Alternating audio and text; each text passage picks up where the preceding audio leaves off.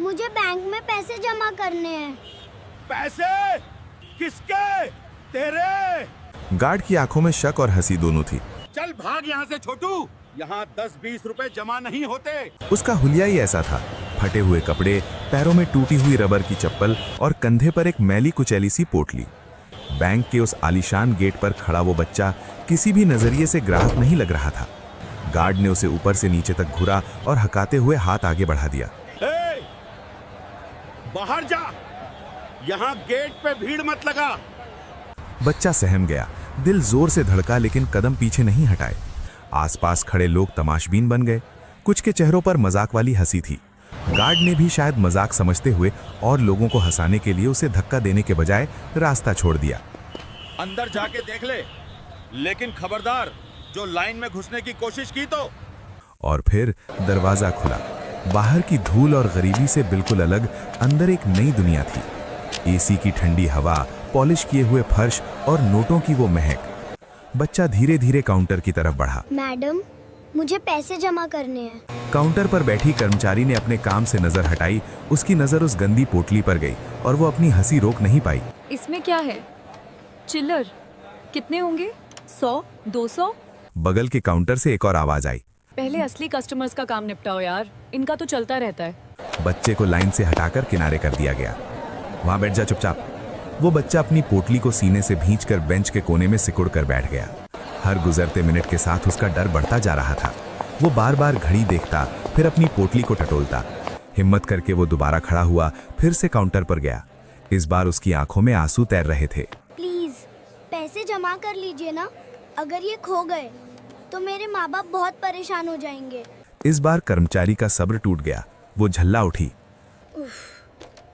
ठीक है, लाओ इधर, खोलो अपनी ये पोटली, हम भी तो देखें ऐसा क्या खजाना लाए हो तुम। पूरे बैंक की निगाहें उस पर थीं। जैसे ही वो मैली सी गांठ खुली, सन्नाटा ऐसा कि सुई गिरे तो शोर हो।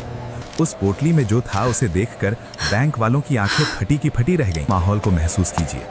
सुबह के 11 बज रहे थे। बैंक के अंदर सब कुछ परफेक्ट था। महंगे सूट पहने बिजनेसमैन, अपनी जमा पूंजी सहेजने आए बुजुर्ग और होम लोन के सपने देखते युवा जोड़े। हर तरफ कामयाबी और पैसे की खनक थी। लेकिन वो बच्चा राजू, उसके पैर कांप रहे थे। वो पोटली सिर्फ कपड़े का टुकड़ा नहीं थी, उसमें शायद उसकी जिंदगी की सबसे कीमती चीज थी।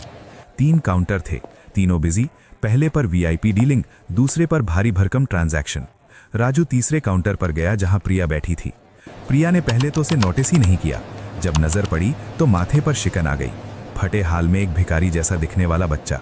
पैसे जमा करने हैं? प्रिया के लहजे में हिकारत थी। उसने पोटली की तरफ ऐसे इशारा किया जैसे वो कोई कचरा हो। 100-200 रुपए के लिए हम मशीन नहीं रोकेंगे, जाओ यहाँ से। दूसरे काउंटर से ताना आया। प्रिया, ये बैंक है या अनाथालय? अगर कोई काम नहीं है तो इसे बाहर निकालो। ये लोग सिर्फ एसी की हवा खाने आते हैं और बदबू फैलाते हैं। बैंक में एक अनकहा नियम था, गरीबों के लिए यहाँ कोई इज्जत नहीं है, मानो गरीबी अपने आप में एक जुर्म हो। प्रिया ने वापस अपनी फाइलों में सिर गड़ा लिया। बोला ना, उधर बैठो, जब मेरा काम खत्म होगा तब देखेंगे। उपेक्षा, अपमान और अंतहीन इंतजार। राजू बेंच पर बैठा रहा। लोग आते रहे, जाते रहे। किसी ने उसे सहानुभूति से देखा तो किसी ने अपनी नाक से कोड़ ली। एक बच्ची उसके पास आई तो उसकी माँ ने उसे झटके से खींच लिया। दूर रहो, ये गंदे लोग हैं। आधा घंटा, पौना घंटा, 1 घंटा बीत गया। प्रिया का काम खत्म ही नहीं हो रहा था। शिफ्ट बदल गई, नए लोग आ गए, लेकिन राजू अब भी अदृश्य था। उसका दिल जोर जोर से धड़क रहा था। सोचिए उस बच्चे के डर को। अगर किसी को पता चल गया कि उसके पास क्या है, अगर कोई बदमाश आ गया, अगर बैंक वालों की नीयत डोल गई। उसके पिता ने कहा था, बेटा, घर पर रखना सेफ नहीं है।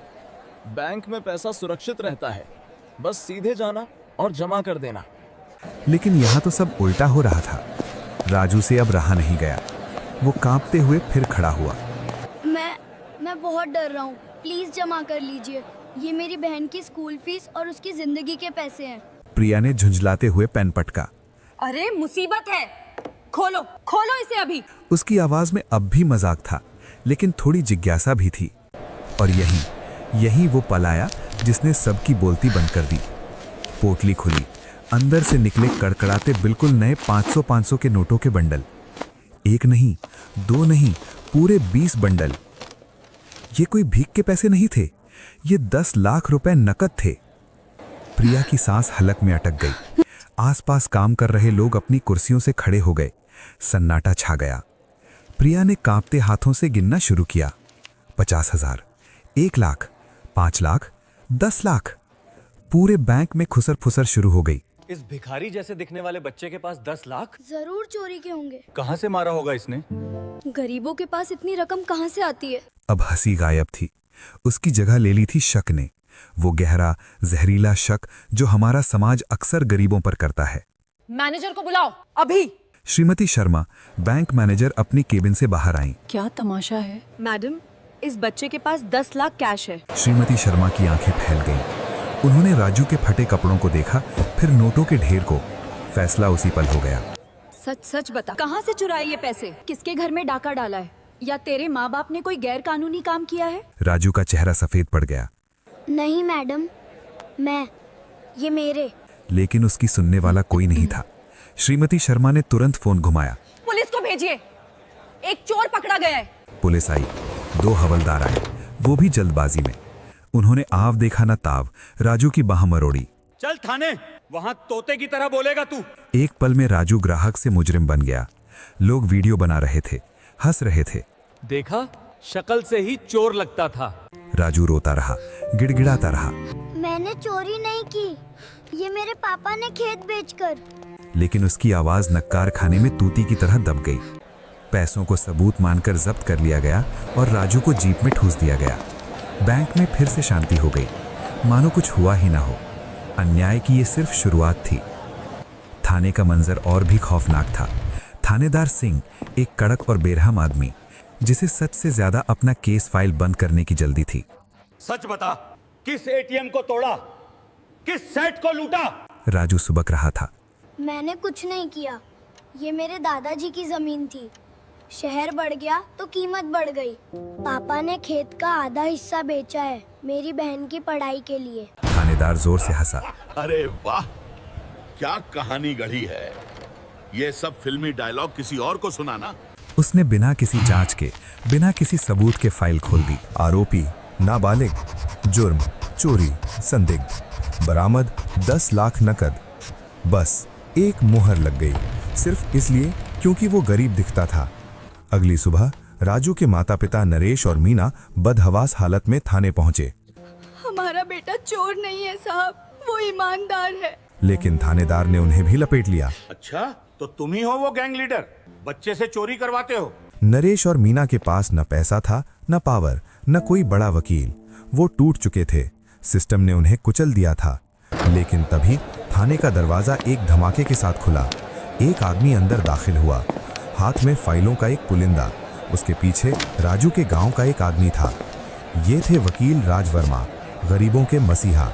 रुकिए, ये बहुत बड़ी गलती हो रही है थानेदार साहब। थानेदार ने उन्हें घूरा। तू कौन है? मैं इस बच्चे का वकील हूँ। राज वर्मा ने टेबल पर कागजात पटके। धड़ाम। ये जमीन के असली कागज हैं।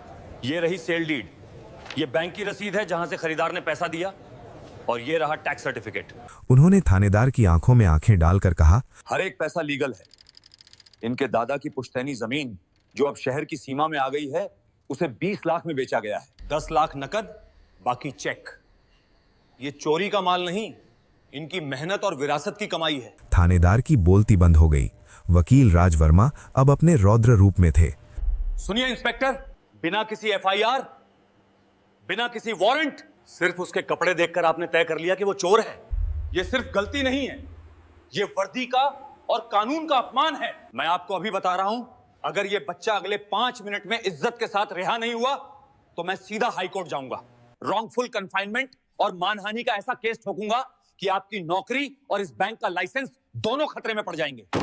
थानेदार सिंह का पसीना छूट गया। उसे अपनी गलती का एहसास हो चुका था। वो जानता था कि वो फंस गया है। कुछ ही देर बाद राजू बाहर आया। उसके माँ बाप ने उसे गले लगा लिया। आंसू थे, लेकिन अब वो राहत के थे। लेकिन कहानी यहाँ खत्म नहीं हुई। असली बदलाव अभी बाकी था। अगले दिन जब बैंक के मैनेजर को एक लीगल नोटिस मिला, गरीबी के आधार पर ग्राहक के साथ भेदभाव, बैंक की साख दांव पर थी। हेड ऑफिस से तुरंत ऑर्डर आए। अगली सुबह जब राजू अपने माता पिता और वकील के साथ बैंक पहुंचा तो नजारा बदला हुआ था। वही मैनेजर श्रीमती शर्मा, जो कल उसे चोर कह रही थीं, आज हाथ जोड़े खड़ी थीं। बेटा, हमें माफ कर दो। हमसे बहुत बड़ी भूल हुई। हमने इंसान को नहीं, उसके लिबास को देखा। प्रिया वो कैशियर अपनी नजरें नहीं उठा पा रही थी। मुझे माफ कर देना राजू, मैंने तुम्हें जज किया, मैं शर्मिंदा हूँ। राजू ने कुछ नहीं कहा, बस धीरे से सिर हिला दिया। उसकी खामोशी ने सबसे ज्यादा शोर मचाया। उसका खाता खोला गया और इस बार उसे वीआईपी ट्रीटमेंट मिला। 10 लाख जमा हुए, उसे पासबुक, एटीएम कार्ड और ऑनलाइन बैंकिंग किट दी गई। सीनियर मैनेजर ने खुद उसे एक छोटा सा तोहफा दिया, एक पिग्गी बैंक, जिस पर लिखा था ईमानदारी ही असली दौलत है। कुछ महीनों बाद अगर आप उस बैंक में जाते तो आपको रिसेप्शन पर एक बड़ा सा बोर्ड दिखाई देता। उस पर राजू की एक मुस्कुराती हुई तस्वीर थी और नीचे लिखा था, इंसान की परख उसके कपड़ों से नहीं, उसके किरदार से होती है। यहाँ हर ग्राहक हमारे लिए वीआईपी है। बैंक ने अपने हर कर्मचारी के लिए सेंसिटिविटी ट्रेनिंग अनिवार्य कर दी। हम सिर्फ कहानियां नहीं सुनाते, हम आईना दिखाते हैं। ये कहानी राजू की थी, लेकिन सोचिए ऐसे कितने राजू रोज जलील होते हैं। हम और आप कितनी बार किसी को उसके हुलिये से जज कर लेते हैं। याद रखिए, पैसा बैंक में जमा होता है, लेकिन इंसानियत दिल में।